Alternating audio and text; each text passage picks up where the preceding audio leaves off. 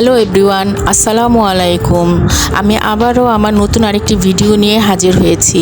আজকে আমি তোমাদেরকে দেখাবো সাবুদানা দিয়ে মজাদার পায়েস রান্না। তো চলো দেখে নেওয়া যাক। এখানে আমি নিয়েছি 1 মুঠ সাবুদানা, এটা আমি আগেই পানিতে ভিজিয়ে রেখেছিলাম। আর নিয়েছি পোলাওর চাল, স্বাদমতো চিনি, স্বাদমতো লবণ আর কিশমিশ। আর নিয়েছি 2-3টা তেজপাতা, এলাচ, দারচিনি।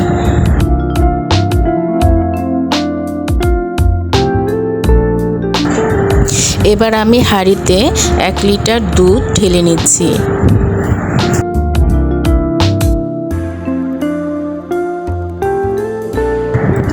এবার আমি এতে দিয়ে দিচ্ছি তেজপাতা, এলাচ ও দারচিনি।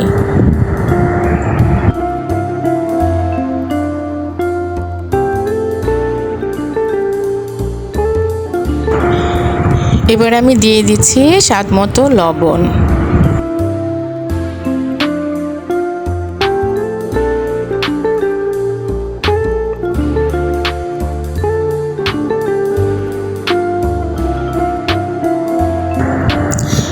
দুধটা গরম হয়ে গেলে এখন আমি এতে দিয়ে দিচ্ছি আগে থেকে ভিজিয়ে রাখা 2 মুঠ পোলাওর চাল।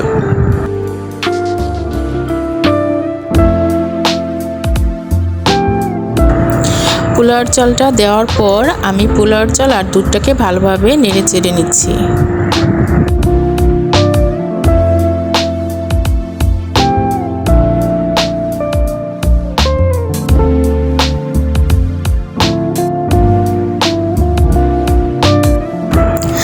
পোলাওর চালগুলো আধা সিদ্ধ হয়ে গেলে আমি এতে দিয়ে দেব সাবুদানাগুলো, দিয়ে আমি ভালোভাবে আবার মিক্স করে নেব।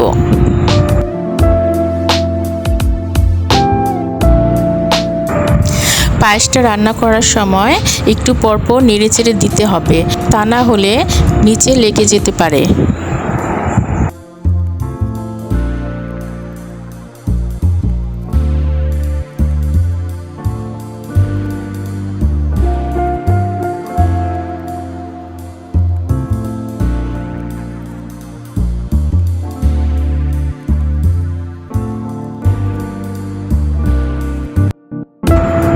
সাবুদানা আর পোলাওর চালটা যখন প্রায় সিদ্ধ হয়ে আসবে তখন আমি এতে দিয়ে দিব চিনি। চিনিটা যদি প্রথমেই দিয়ে দেওয়া হয় তাহলে কিন্তু চালগুলো ভালোভাবে ফুটবে না বা সিদ্ধ হবে না।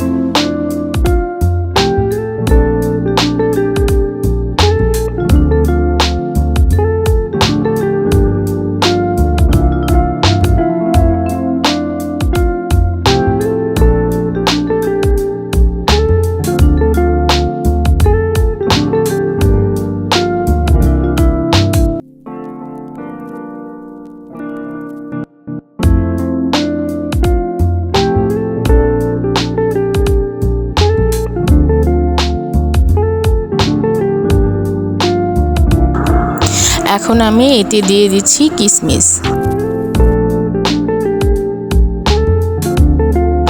এবার আমি এতে ঘি দিয়ে নিচ্ছি। ঘিটা দিলে পায়েস থেকে খুব সুন্দর একটা ঘ্রাণ আসবে আর টেস্টটাও বেড়ে যাবে।